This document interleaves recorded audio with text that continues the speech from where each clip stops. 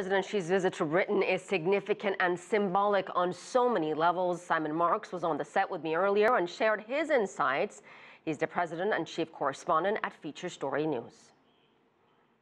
You have to view this as an historical milestone. I mean, they're talking about this new golden era. If you look at this through the panorama of history between the United Kingdom and China, 18th and 19th century dominated by Britain's colonial behavior and wars and altercation towards China. The last century dominated by uncertainty over what was going to happen after the handover of Hong Kong. All of that now put to one side, things bedded down, and an opportunity for President Xi on the one hand and Prime Minister David Cameron on the other to forge a real meaningful new relationship, and a meaningful new relationship that is going to be built on economic foundations. You cannot overstate the importance of the visits to China that have been made by Britain's Chancellor of the Exchequer, its Finance Minister, George Osborne. He has very deliberately, very carefully laid the ground for this.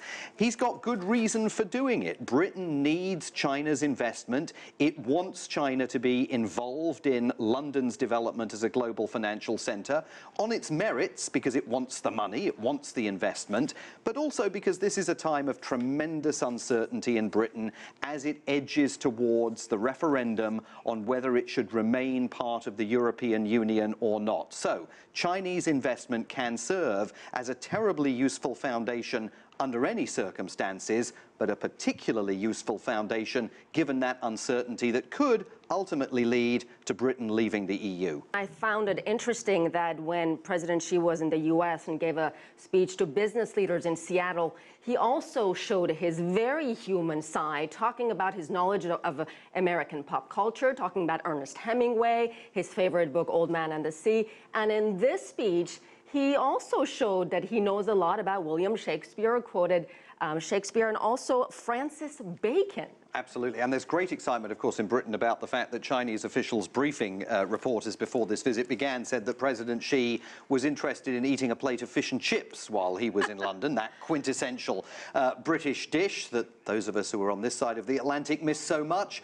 He will get his opportunity to do that. Speaking about that pomp and ceremony that Jack was talking about, I mean, the Queen's role in all of this is fascinating. She's got a constitutional role, right? She's the head of state. There is a reason, obviously, for Queen Elizabeth to be anchoring that state visit to the UK, but she's also, and the British government knows this, a quintessential part of what we all call brand Britain. And so for the government and the Queen to be deploying the personality of the Queen in the way that they've done that over the last few hours is very telling about where they want this relationship to go. Buckingham Palace even putting out a tweet within the last few hours, a picture showing the Queen going to that banqueting room at Buckingham Palace and checking on the table settings and having a glance at the menu. You know, she is trying to communicate every step of the way here an enormous degree of personal involvement in this visit.